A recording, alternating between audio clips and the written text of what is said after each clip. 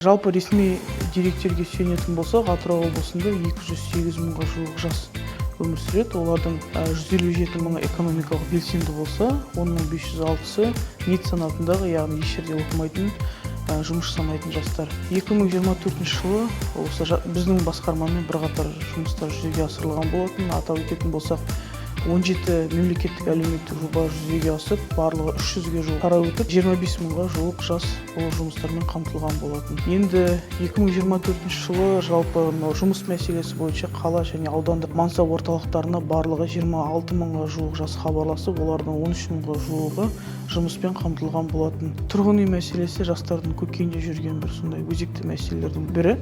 2024 жылы жалпы 160 жасты тұрғын үй мәселесімен қамту жоспарланған болатын. Солардың Атырау жастар бағдарламасымен 115-і және Атырау аудан жастарымен 13-і тұрғын үймен қамтамасыз етілді.